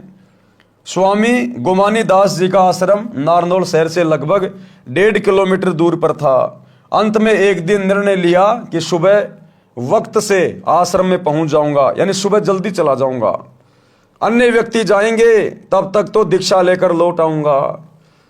सत्संग करके संत जी आश्रम में चले गए। सुबह उठकर कुछ देर सैर करते थे। एक दिन नंदलाल जी घोड़े पर बैठकर सुबह आश्रम की ओर जा रहे थे। गुमानी दास जी सैर के लिए उसी रास्ते पर जा रहे थे। उधर से जो संत थे गुमानी दास जी सुबह सुबह अपने आश्रम से थोड़ा घूमने के लिए उसी रास्ते में टहल रहे थे, जा रहे थे। संत जी ने सिर के बाल कटा रखे थे, उस तरह फिरा रखा था, सिर पर कोई वस्त्र नहीं था। नंदलाल जी ब्राह्मण होने के नाते शोण कशोण पर विश्वास करते थे। किसी अच्छे कार्य के लिए जाते और आगे से कचकोल काटे, यानी सिर पर उस तरह फिराए कोई आ जाता तो अपना जाना रद्द कर देते थे। शोण कशोण माना करते थे कि ये शुभ है, ये अशुभ है। आश्रम में दीक्षा लेने जा रहे थे। जिंदगी का सर्वोत्तम दिन था। आगे से सिर पर उस तरह फिराए एक व्यक्ति मिल गया। अब नंदलाल जी को पता नहीं कि ये वो संत है गुमानी दास जी जिससे मैं दीक्षा लेने जा रहा हूं। तो नंदलाल जी ने सोचा कि ये नालायक आदमी सुबह सुबह कहां टकरा गया। मैं तो नाम दीक्षा लेने जा रहा था शुभ कार्य के लिए, और ये नालायक कहां आ गया सामने। नंदलाल जी का माथा ठनका और गुस्सा आया। विचार किया कि आज दीक्षा का अवसर नहीं छोड़ना है, परंतु अपने शोण कशोण को भी निष्क्रिय करना था। इसलिए अपने आप समाधान निकाल लिया कि इस मनहूस के सिर में टोला यानी हाथ की एक उंगली का उल्टा भाग यूं मारना, टोला मार देता हूं। हम बचपन में बहुत मारा करते थे। बचपन में जब माता पिता हमारे पूरे बाल उतरवा दिया करते थे, उस तरह फिरवा दिया करते थे, तो हम एक दूसरे के यूं मारा करते थे, उंगली की यूं। उसको कहते थे टोला मारना। उसमें आवाज आती थी अच्छी सी और उसको दर्द भी अच्छा होता था, तो हम फिर उसके यूं मारा करते थे टोला। तो नंदलाल जी ने सोचा मैं इसके सिर में एक जो है टोला मार देता हूं तो मेरा काम शुभ हो जाएगा, कसौण समाप्त हो जाएगा। इसी उद्देश्य से घोड़ा उस व्यक्ति संत गुमानी दास जी के पास जाकर रोका और कहा कि हे कमबख्त, तूने आज ही सिर मुंडवा कर मेरे सामने आना था। आज मैं अपनी जिंदगी के सबसे उत्तम कार्य के लिए आश्रम में जा रहा था। यह कहकर गुमानी दास जी के सिर पर टोले मारे और घोड़ा आश्रम की ओर चला दिया। अब देखो भाई और बहनों, परमात्मा हमें शिक्षा दे रहे हैं कि संत भक्तों का व्यवहार कैसा होना चाहिए। अब गुमानी दास जी की तो कोई गलती नहीं थी, लेकिन नंदलाल जी की सोच थी। उन्होंने मार दिया टोला और गालियां भी निकाल दी, लेकिन संत गुमानी दास जी ने कुछ नहीं कहा, अपने दिल पे भी नहीं ली कि ना जाने ऐसे तो साधु संतों के भक्तों के साथ में कितने निकम्मे आत्माएं टकराती हैं, इनके कर्म इनके साथ में है। संत कभी किसी से झगड़ा नहीं करते, राग द्वेष नहीं करते, मनमुटाव नहीं करते, वाद विवाद नहीं करते, तभी संत परमात्मा को प्रिय होते हैं। संतों के साथ ऐसी घटनाएं आम होती हैं, वे अधिक ध्यान नहीं देते। विचार तो किया कि व्यक्ति सभ्य तथा कोई उच्च अधिकारी तथा उच्च कुल का लग रहा था, कार्य पालियों वाले कर गया, लेकिन काम कर गया पालियों वाले। नंदलाल आश्रम में गया, वहां संत के शिष्य मिले, राम राम हुई, आने का कारण बताया, घोड़ा पेड़ से बांध दिया और संत जी के आसन के पास बिछी बोरी पर बैठ गया। संत गुमानी दास जी सैर के पश्चात स्नान करके आसन पर बैठे तो घोड़ा देखा, फिर समझते देर न लगी। नंदलाल जी ने देखा तो शर्म के मारे नीची गर्दन कर ली। अब नंदलाल जी ने देखा, रे भैया ये तो वही महात्मा है जिससे मैं उपदेश लेने आया हूं, और इसके साथ तो मैं बदतमीजी करके आ गया। अब ये भैया नाराज हो जाएगा और ये तेरे को दीक्षा नहीं देगा। नंदलाल अपने हिसाब से सोच रहा था। नंदलाल जी ने देखा तो शर्म के मारे नीची गर्दन कर ली। गुमानी दास को आश्रम के भक्तों ने बता दिया था कि ये तहसीलदार जी दीक्षा लेने आए हैं। नंदलाल जी संत के चरणों में गिर गए और टोला मारने का कारण बताया। संत गुमानी दास जी ने कहा कि हे भगत, जब हम एक आने का घड़ा कुम्हार के पास लेने जाते हैं तो उसको टोले मार मार बजा बजा के देखते हैं कि कहीं फूटा तो नहीं है। आप जी तो जिंदगी का सौदा करने आए हो, आपने गुरुजी बजा कर देख लिया तो कोई पाप नहीं किया। यानी उसकी हिम्मत बढ़ाई कि भगत कहीं निराश ना हो जाए। और संत जी ने कहा कि भैया हम एक 10-20 रुपए का एक मटका लेने के लिए कुम्हार के घर जाते हैं और हम उसको भी 3-4 बार यूं मार मार के टोला बजा बजा के देखते हैं कहीं ये फूटा हुआ तो नहीं है। और आप तो नाम दीक्षा लेने आए थे, आपने अपने गुरुजी को बजा के देख लिया। अगर वो संत गुमानी दास जी उस समय नाराज हो जाते, गुस्से में हो जाते, लड़ाई झगड़ा करने लग जाते नंदलाल जी के साथ में कि तूने मेरा टोला क्यों मारा, क्या समझता अपने आप को, कोई बड़ा अधिकारी है तो मेरे ऊपर राजा है क्या, तेरे को शर्म नहीं आई, तो भाई वो नंदलाल जी उस गुमानी दास को फिर आश्रम में देखकर दीक्षा नहीं लेता कि ये काहे का संत है, काहे का भगत है। रात को तो सत्संग बड़ा प्यारा प्यारा सुना रहा था कि जो तोकू काटा बोवे वाको बोतु फूल, तो ए फूल के फूल हैं वाको है त्रिशूल। और यहां मैंने जरा सी इसके साथ में बदतमीजी की तो ये आग बबूला हो गया।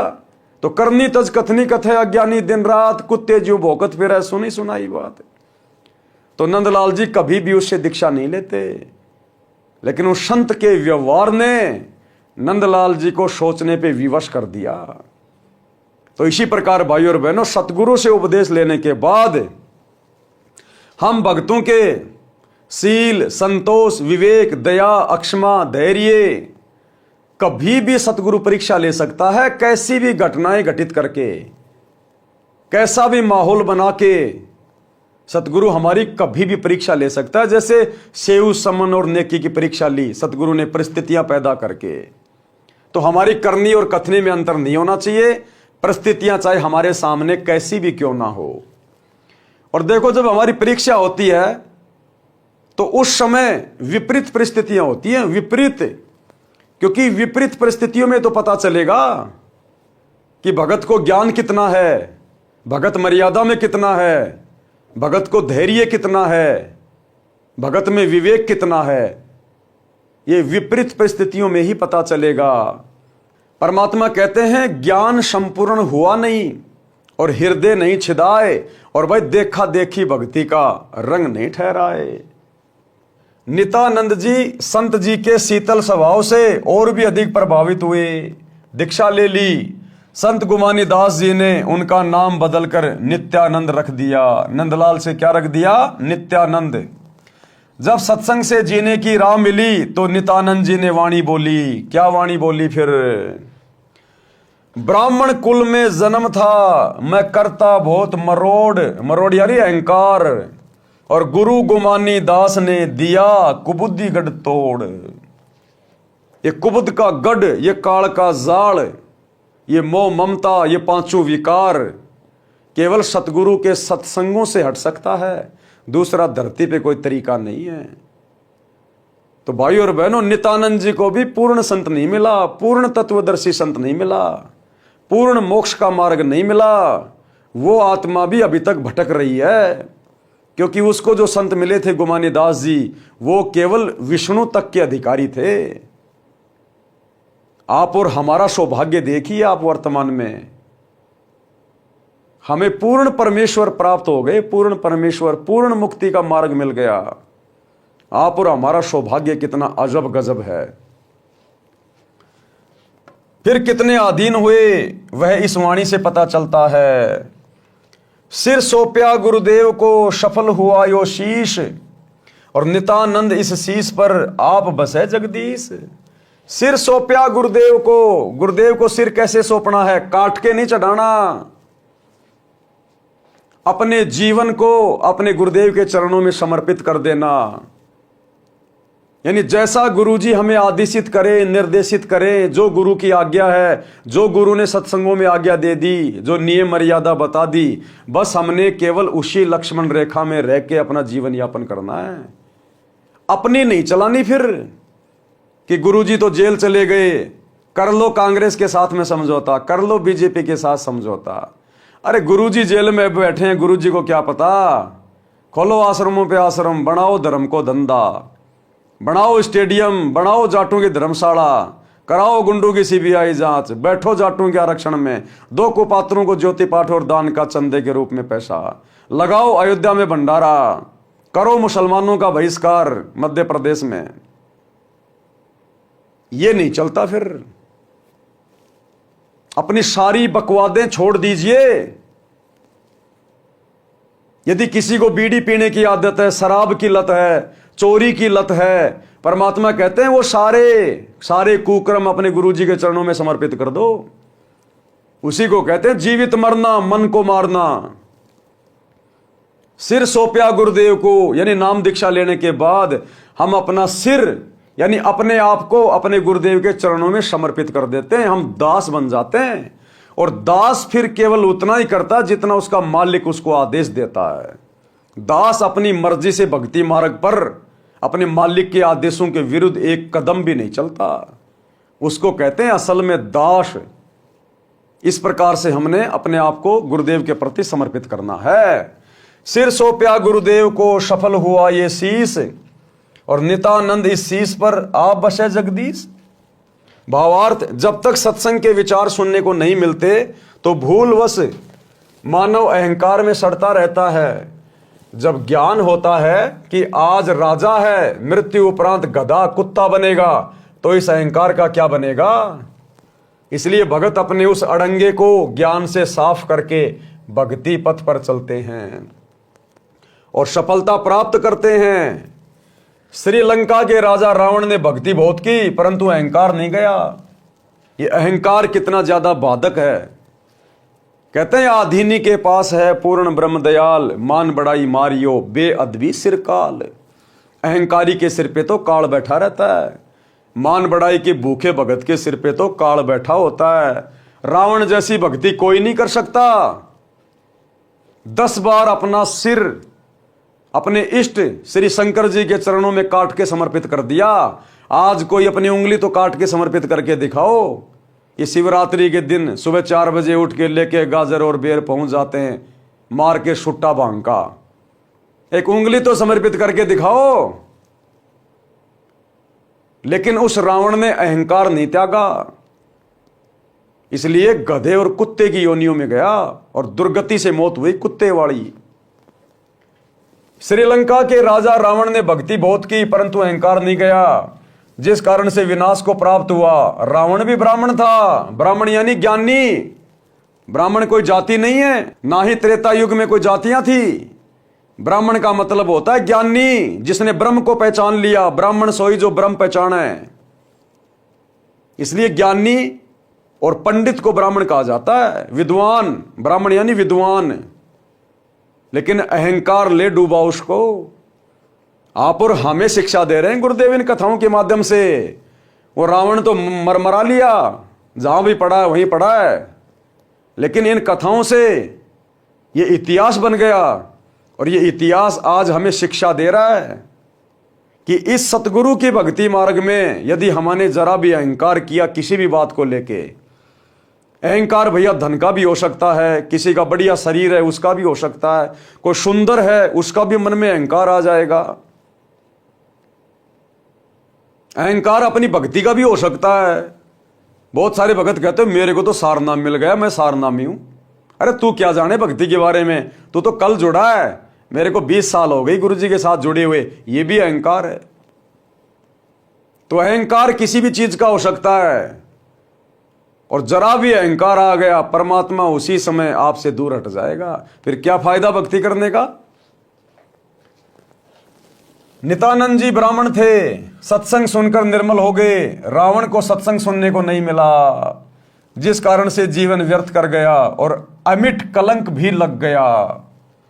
नित्यानंद जी ने कहा कि मेरा जन्म ब्राह्मण कुल में होने के कारण, जाति अभिमान के कारण पूर्ण मरोड़ यानी अहंकार करता था। जब गुरुजी गोमानी दास जी के सत्संग वचन सुने तो जाति का अहंकार रूपी कुबुद्धि का गढ़ समाप्त हो गया, जीवन सफल हुआ।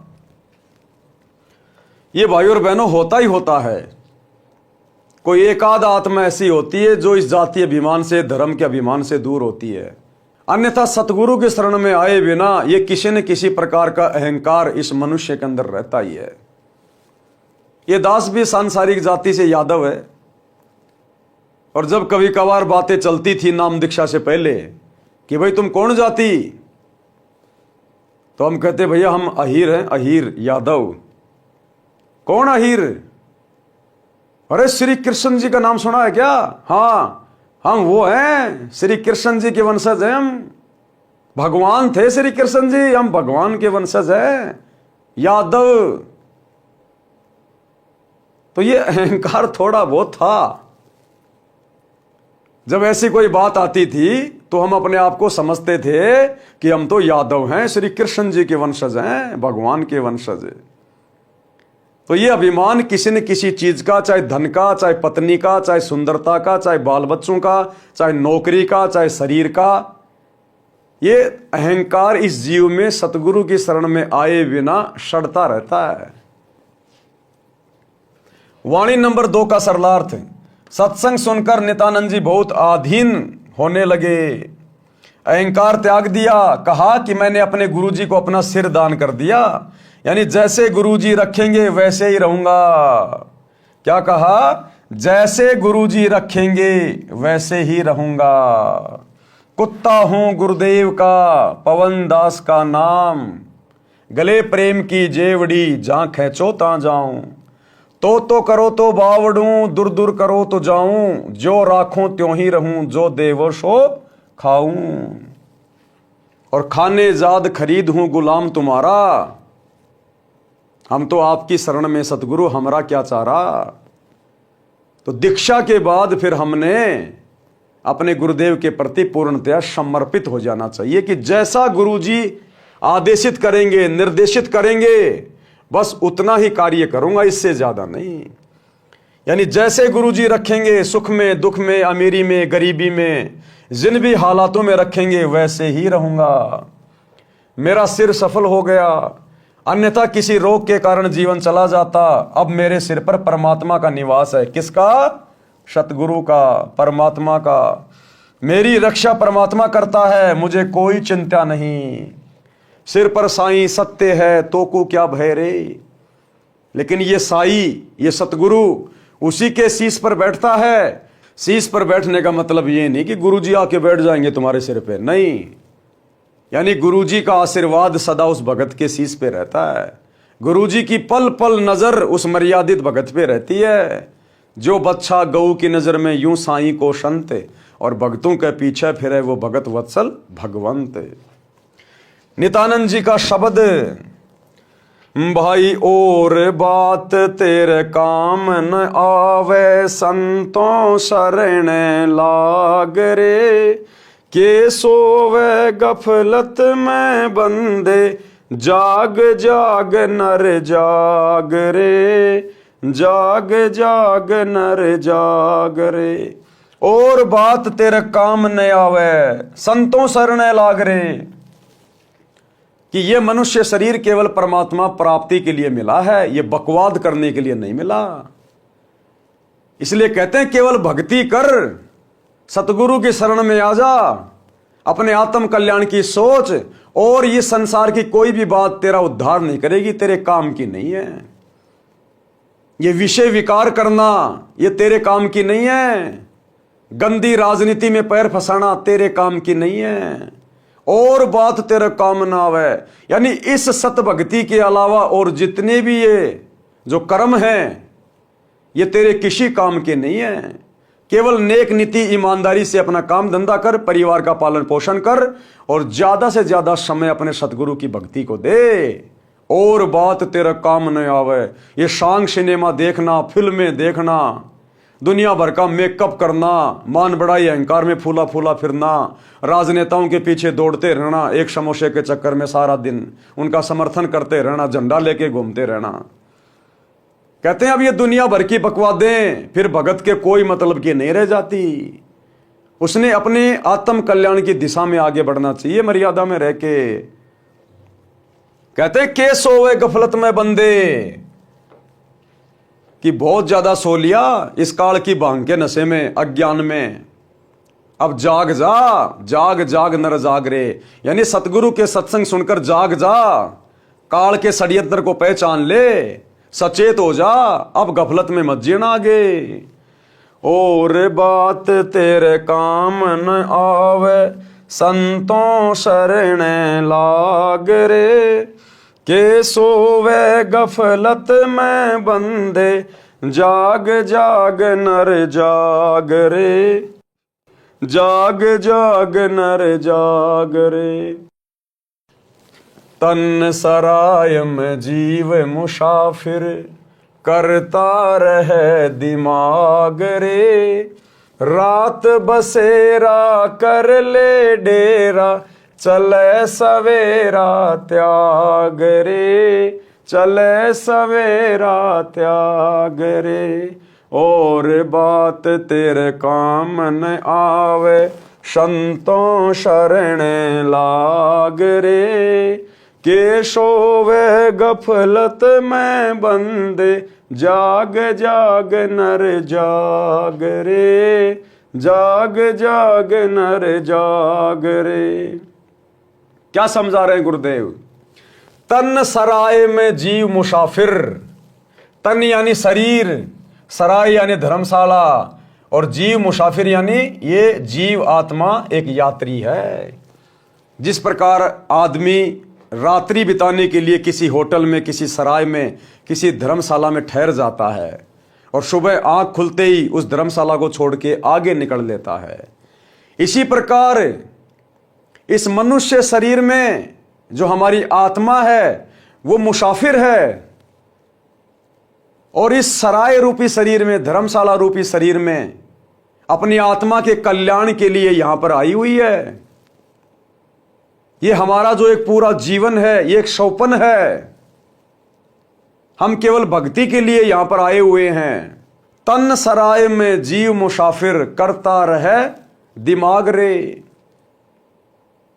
ये जीव आत्मा काल प्रेरणा से ये तरह तरह की बातें सोचती रहती है, तरह तरह का अपना दिमाग लगाती रहती है फालतू का, कि 2 के 4 कैसे बनाए जाएं, ज्यादा से ज्यादा धन कमा के बड़ा घर कैसे बनाया जाए, राजनीति में पैर कैसे फंसाया जाए, दुनिया में नाम कैसे कमाया जाए। तो कहते हैं तन सराय में जीव मुसाफिर और करता रहे दिमाग रे। सारा दिन यही सोचता रहता है, भक्ति निकट भी नहीं है। और कहते भी रात बसेरा कर ले डेरा, चले सवेरा त्याग रे। ये पूरा जीवन हमारा एक रात्रि है, एक रात्रि।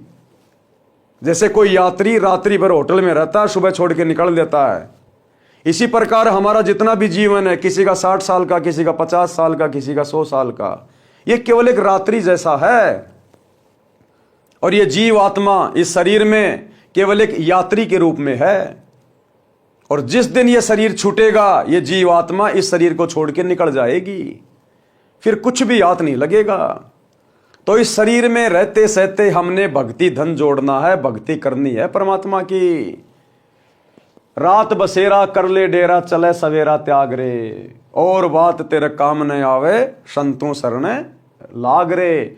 यानी इस मनुष्य शरीर को प्राप्त करने का एक ही टारगेट है, सच्चे सतगुरु की शरण में आकर सत भक्ति करके मर्यादा में रह के अपनी आत्मा का कल्याण करवाना।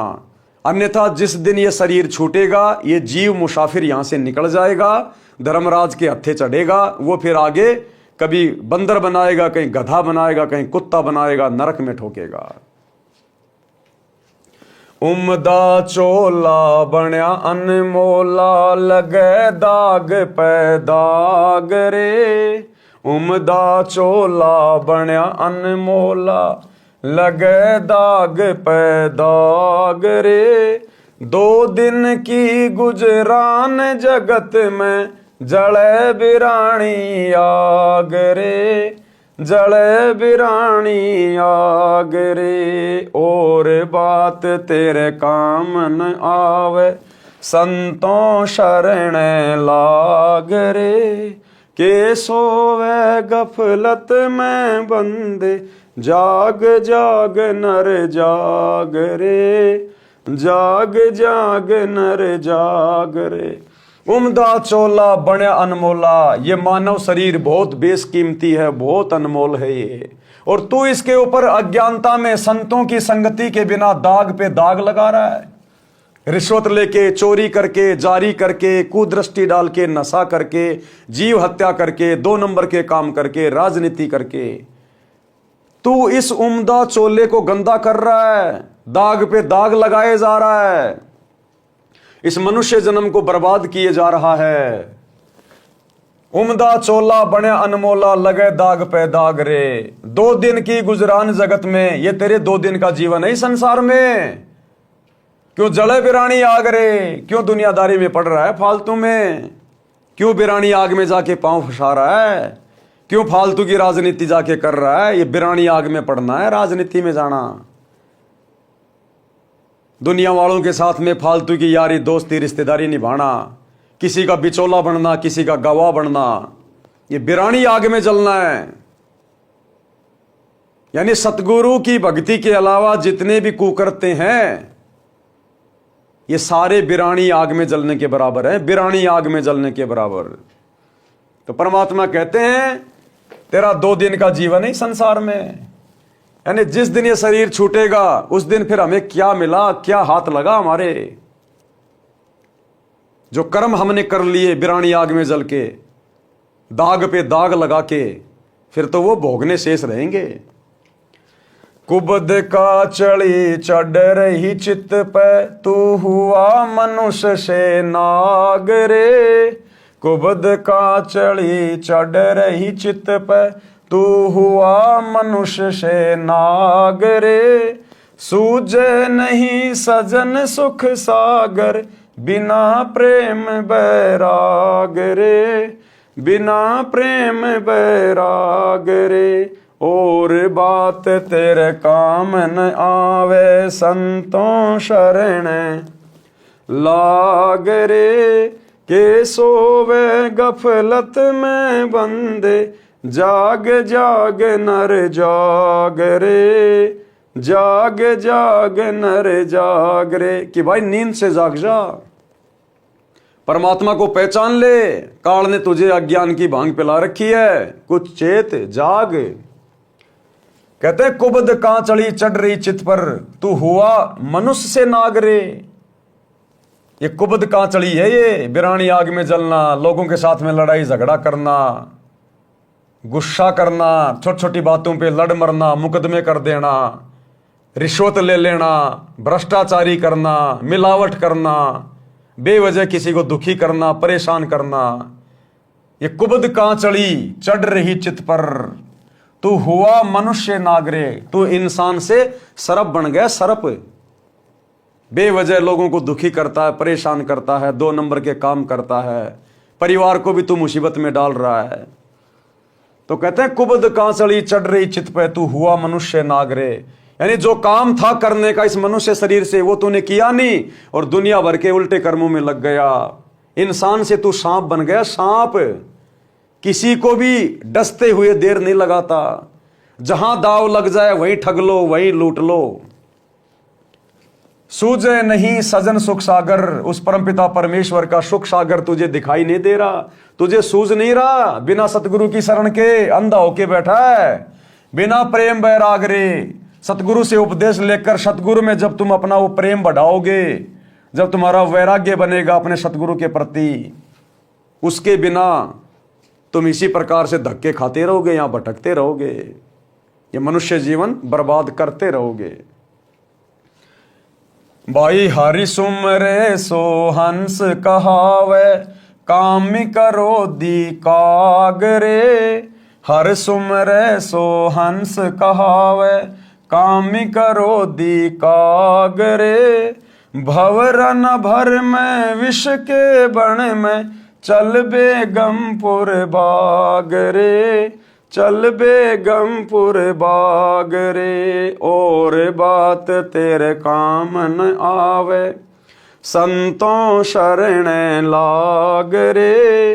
के सोवे गफलत में बंदे, जाग जाग नर जाग रे, जाग जाग नर जाग रे।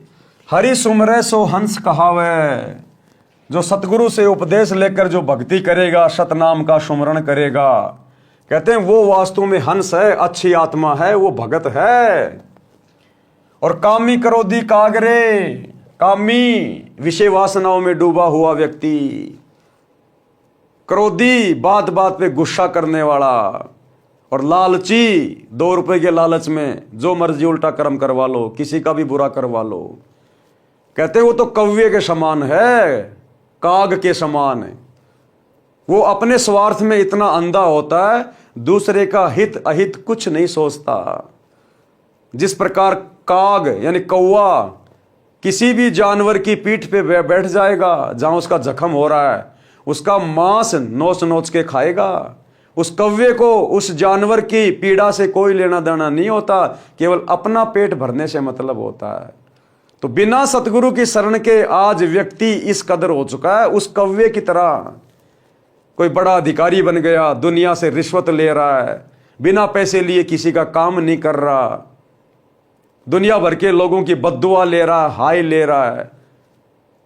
कोई मिलावट कर रहा है, दुनिया मरे तो मरे, खाने की चीजों में मिलावट कर रहा है, मसालों में मिलावट कर रहा है, दुनिया मरे तो मरे। बस उसे केवल अपना लोभ लालच दिखाई दे रहा है। तो परमात्मा कहते हैं बिना सतगुरु के शरण के और ज्ञान के इंसान आज क्या बन गया? कौवा। हरि सुमरे सो हंस कहावे, कामी क्रोधी कागरे। और भमरा न भर में विष के बन में, जो अच्छी आत्मा होती है वो कभी भी इस विषय वासनाओं रूपी जंगल में गोते नहीं खाएगी, नहीं भरमेगी। चल बेगमपुर बाग रे, बेगम, बेगम यानी जहां कोई दुख नहीं, कोई गम नहीं। कहते हैं फिर सतगुरु के शरण में आके उस बेगमपुर में चला जाएगा, सतलोक में, जहां पे कोई गम नहीं है। शब्द सैन सतगुरु की पहचानी, पाया अटल सुहाग रे। शब्द सैन सतगुरु की पहचानी, पाया अटल सुहाग रे। नितानंद महबूब गुमानी, परगट पूर्ण भाग रे, परगट पूर्ण भाग रे। और बात तेरे काम न आवे, संतों शरण लाग रे। के सोवे गफलत में बंदे, जाग जाग नर जाग रे, जाग जाग नर जाग रे। शब्द सैन सतगुरु की पहचानी, यानी सतगुरु से सत्संग सुन के हमें वो पॉइंट याद आ गए, ध्यान में आ गए। हम सतगुरु के संकेतों को समझ गए कि बेटा अगर भक्ति नहीं करी, मोक्ष प्राप्त नहीं हुआ तो अगला जन्म तेरा नरक में है, नरक में 84 लाख योनियां भोगेगा, असहनीय कष्ट भोगेगा। तो कहते हैं जो अच्छी आत्मा होती है वो अपने सतगुरु के संकेतों को समझ जाती है कि सतगुरु क्यों आया है, सतगुरु कौन होता है, सतगुरु हमसे क्यों भक्ति करवा रहे हैं, मनुष्य जन्म का टारगेट क्या है। तो कहते हैं शब्द सैन सतगुरु की पहचानी, तो पाया अटल सुहाग रे। तब कहीं जाकर वो परमात्मा मिलेगा, यानी सतलोक में स्थान मिलेगा। और नितानंद महबूब गुमानी, अपने गुरुदेव की वो प्रशंसा कर रहे हैं कि प्रगटे पूर्ण भाग रे, कि मुझ नितानंद का कोई पूर्ण भाग था जो मेरे गुरुदेव भगवान प्रकट हुए। तो भाई और बहनों, आज हमें पता चल रहा है गुरुदेव के तत्व ज्ञान से कि नितानंद के पूर्ण भाग नहीं थे। ये पूर्ण भाग इस वर्तमान कलयुग की बिचली पीढ़ी में उन आत्माओं के होंगे जो आत्माएं इस पूर्ण संत पूर्ण ब्रह्म परमात्मा की शरण में आ जाएगी। क्योंकि पूर्ण मोक्ष केवल यही सतगुरु प्राप्त करवा सकता है, दूसरा सृष्टि में कोई नहीं है। तो नितानंद के भी पूर्ण भाग नहीं जागे, ये पूर्ण भाग भी वर्तमान में आप और हमारे जाग चुके हैं। नितानंद महबूब गुमानी, प्रगटे पूर्ण भाग रे। एक छोटा सा सत्संग विशेष संदेश इसार जेल से आया हुआ। गुरुदेव बता रहे हैं कि तुम्हारा गुरु कौन है, हल्के में मत जियो। गुरुदेव कह रहे हैं उत्तर दक्षिण पूर्व पश्चिम क्यों फिरदा दाने दाने नु, सर्व कला सतगुरु साहिब की हरि आए हरियाणे नु। कि भाई वो परमात्मा गरीबदास जी के समय आया था और भाई आज तुम्हारे सामने प्रत्यक्ष प्रकट है, पहचाने जाए तो पहचान लो कि वो परमात्मा गरीबदास जी के समय आए थे। तो गरीबदास जी के समय कौन आए थे, कौन मिले थे गरीबदास जी को? जिंदा बाबा। कौन जिंदा बाबा? कबीर जी। और गुरुदेव कह रहे हैं कि वो परमात्मा गरीबदास जी के समय आए थे और भाई आज प्रत्यक्ष प्रकट है तुम्हारे सामने, पहचाना जाए तो पहचान लो। तो आज हम भक्तों के सामने प्रत्यक्ष कौन प्रकट है? हमारे गुरुदेव। तो कौन है हमारे गुरुदेव? स्वयं कबीर परमात्मा, जिंदा बाबा। ये छोटा सा सत्संग अगर आंख खुली होगी तो समझ जाओगे, आंख बंद है तो जिंदगी में नहीं समझ पाओगे। सुनिए। तो क्या बताते हैं, उत्तर दक्षिण पूर्व पश्चिम फिरता दाने दाने नो, और सर्व कला सतगुरु साहिब की हरि आए हरियाणे। गरीबदास जी के समय आए तेरी बारे भाई प्रगट सामने थारे, पहचाने जात पहचान लियो। गरीबदास जी के समय आए तेरी बारे भाई प्रगट सामने थारे, पहचाने जात पहचान लियो। गरीबदास जी के समय आए तेरी बारे भाई प्रगट सामने थारे, पहचाने जात पहचान लियो। तो भाई और बहनों, अब यकीन हो जाना चाहिए कि पूर्ण भाग किसके प्रकट हुए, नित्यानंद जी के या आप और हमारे? नित्यानंद जी तो आज भी विष्णु लोक की भक्ति करके जन्म और मरण में हैं, क्योंकि उनका इष्ट ही जन्म मरण में है, श्री विष्णु जी। तो नित्यानंद जी का कैसे जन्म मरण का रोग समाप्त हो जाएगा? ये पूर्ण भाग तो आप और हमारे प्रकट हुए हैं, बड़े सौभाग्य से, गुरुदेव के आशीर्वाद से। तो अब इस परमेश्वर को पहचानने में देरी मत करो। एकमात्र इष्ट पूरी सृष्टि का यही है, जिंदा बाबा कबीर जी, सतगुरु रामपाल जी। इसलिए हम भगत भाई बहन बार बार निवेदन करते हैं, विशेषकर हमारे खुद के भगत भाई बहनों से जो सतलोक आश्रमों से जुड़े हुए हैं, जो अज्ञानता की नींद में सोए पड़े हैं, जून के महीने में कागज के टुकड़े को, उस नकली दाढ़ी मूछ वाली कबीर जी की समझे जाने वाली फोटो को कबीर मान के पूज रहे हैं, कबीर प्रकट दिवस मना रहे हैं, अपने गुरु को हल्के में ले रहे हैं, उन आत्माओं से प्रार्थना है अपने भाग जगा लो, नहीं तो अंत में वही बनेगी जो भक्तिहीन प्राणियों की बनती है। तो क्या कहते हैं, शब्द सैन सतगुरु की पहचानी। तो गुरुदेव ने संकेत कर दिया कि भाई वो गरीबदास जी के समय आए थे और आज तुम्हारे सामने प्रत्यक्ष प्रकट है, पहचान सको तो पहचान लेना। तो ये संकेत करेगा, संकेत। शब्द सैन सतगुरु की पहचानी, पाया अटल सुहाग रे, और नितानंद महबूब गुमानी, प्रगटे पूर्ण भाग रे, और बात तेरे काम ने आवे, संतों शरण लाग रे। वास्तव में यह ऊपर लिखा शब्द कबीर साहिब जी का है, फिर भी हमने ज्ञान प्राप्त करना है। शब्दार्थ, अब गुरुदेव ने इन वाणियों का क्या अर्थ किया है। हे मानव, स्त्री पुरुष परमात्मा की चर्चा व भक्ति के अतिरिक्त अन्य कोई बात यानी चर्चा तेरे काम की नहीं है। आपको तत्व ज्ञान नहीं है, इसलिए मोह ममता व अज्ञानता की नींद में सो रहा है, यानी परमात्मा को भूला है। जाग जाग यानी संभल जा और संतों से सत्संग सुनकर आत्म कल्याण करवा। ये मानव शरीर में जीव ऐसे है जैसे यात्री किसी होटल में कमरा किराए पर लेकर रात्रि व्यतीत करता है और सुबह त्याग कर अपने कार्य पर चल जाता है। इसी प्रकार इस शरीर रूपी होटल में जीव यात्री के समान है। जब मृत्यु का समय आएगा तब सवेरा हो जाएगा। जैसे आदमी रात्रि को शौपन लेता है, शौपन में कहीं घूम रहा, दिल्ली मुंबई में मेट्रो में राजा बन गया, सेठ बन गया, और जब वो सपना टूटा तो सुबह उसी चारपाई पे पड़ा है, मच्छर खा रहे हैं, टूटी फूटी रजाई है।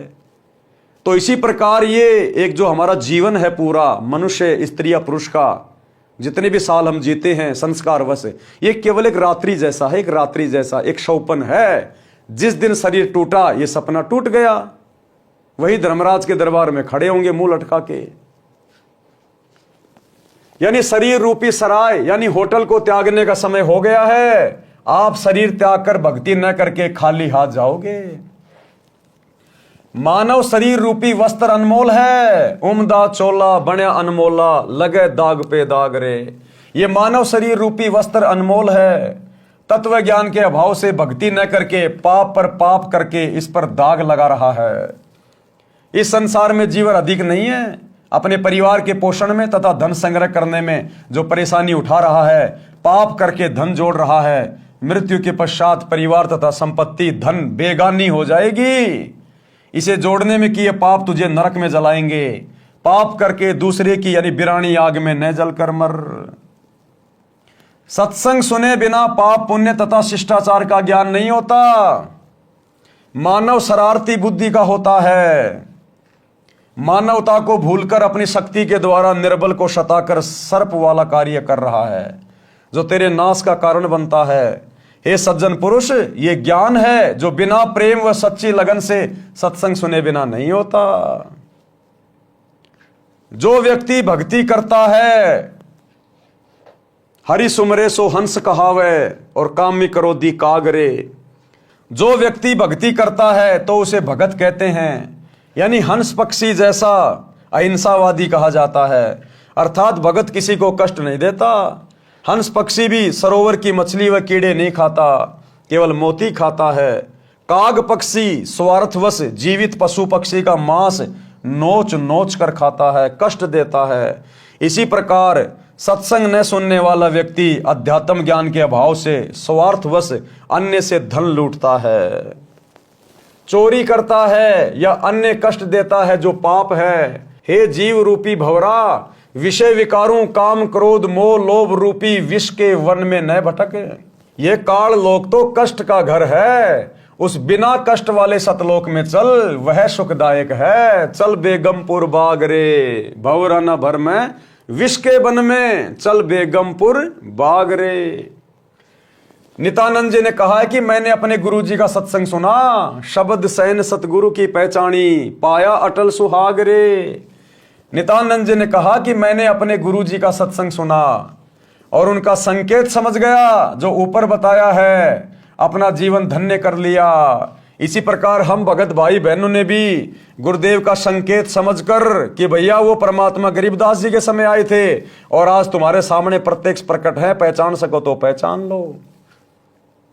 नित्यानंद जी ने कहा कि मैंने अपने गुरुजी का सत्संग सुना और उनका संकेत समझ गया जो ऊपर बताया है, अपना जीवन धन्य कर लिया। मुझे मेरे प्यारे महबूब गुरु गोमानी दास जी मिले, ये मेरा कोई पूर्व जन्म का सौभाग्य था। आप और हमारा भी भाई और बहनों पूर्व जन्म का कोई सौभाग्य, वो सौभाग्य भी सतगुरुदेव भगवान ने बनाया। ये संस्कार भी यही सतगुरु बनाता है। इसी सतगुरु की सतभक्ति से संस्कार बनते हैं।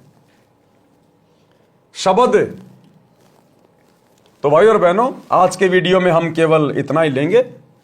कल रात्रि 8 बजे सभी भाई बहन गुरुदेव भगवान के आशीर्वाद से फिर से लाइव जुड़ेंगे।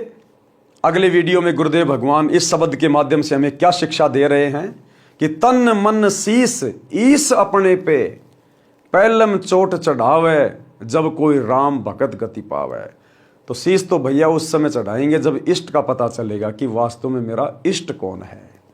तो इस शब्द पे हम कल रात्रि 8 बजे गुरुदेव के आशीर्वाद से बढ़ेंगे। तब तक गुरुदेव भगवान हम सबको आज्ञा दे, इजाजत दे, सद्बुद्धि दे, आशीर्वाद दे। बंदी छोड़ सतगुरु रामपाल जी भगवान की जय हो।